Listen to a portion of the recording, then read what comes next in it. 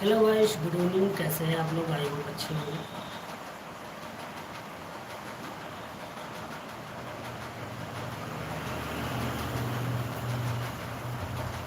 मैं एक और वचन देने जा रहा हूँ जो कि है यूहन्ना बपतिस्मा देने वाले को। आप इस वचन से आप लोग प्रेरित होंगे। यह वचन जरूर से पढ़ें और देखेंगे। मत्ती 3 अध्याय का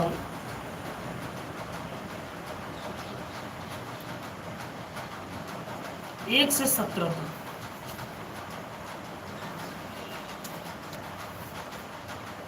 उन दिनों यूहन्ना बपतिस्मा देने वाला यहूदियों के जंगल में आया।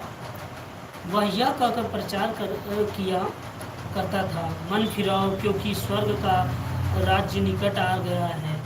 यह वही है जिसका वर्णन यशायाह नबी ने यह कहते हुए किया, जंगल में एक पुकारने वाले की आवाज़, प्रभु का मार्ग तैयार करो, उसके पथ सीधे बनाओ। यूहन्ना स्वयं तो ऊँट के रोम का वस्त्र पहने और कमर में चमड़े का कटिबंध बांधे हुए था, तथा टिड्डियाँ व वन मधु उसका आहार था। तब उसके पास यरूशलेम के समस्त यहूदियों और यरदन के आसपास से स्थित सारे प्रदेश के लोग निकल आए। जैसे जैसे उन्होंने अपने पापों का अंगीकार किया, उसने उन्हें यरदन नदी में बपतिस्मा दिया।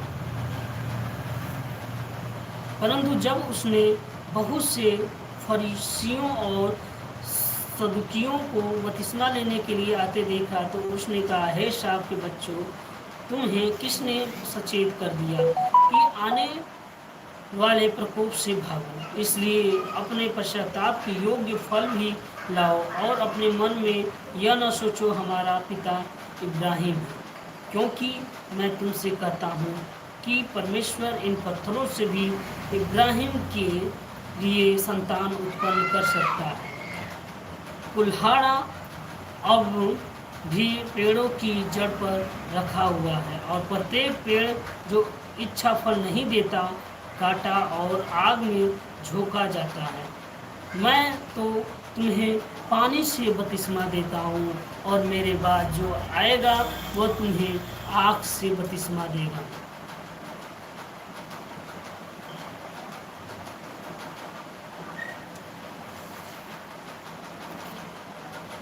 मन फिराव के लिए बपतिस्मा देता हूँ, परंतु जो मेरे पश्चात आ रहा है वह मुझसे इतना अधिक सामर्थी है कि मैं उसकी जूती भी उठाने के योग्य नहीं हूँ।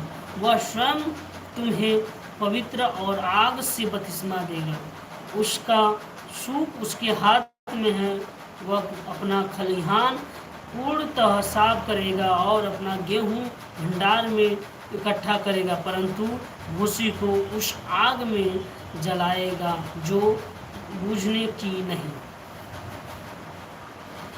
यीशु का बपतिस्मा। तब यीशु गलील से यरदन के किनारे यूहन्ना के पास आया कि उसने उससे बपतिस्मा लिया, परंतु यूहन्ना यह कहकर उसे रोकने लगा, मुझे तो तुमसे बपतिस्मा लेने की आवश्यकता है और तू मेरे पास आया है।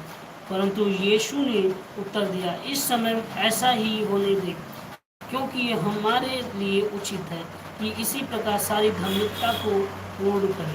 तब उसने उसकी बात मान ली। बपतिस्मा लेने के लिए पश्चाताप यीशु परंतु पानी से बाहर आया और देखा आकाश खुल गया और उसने परमेश्वर के आत्मा को कबूतर की भांति उतरते और अपने ऊपर आते देखा। देखो, यह आकाशवाणी हुई, यह मेरा पुत्र है जिससे मैं अति प्रसन्न हूँ। इस वचन से आप लोगों को जो भी समझ में आया है कृपया कमेंट में आमीन लिखें और अपना राय दें।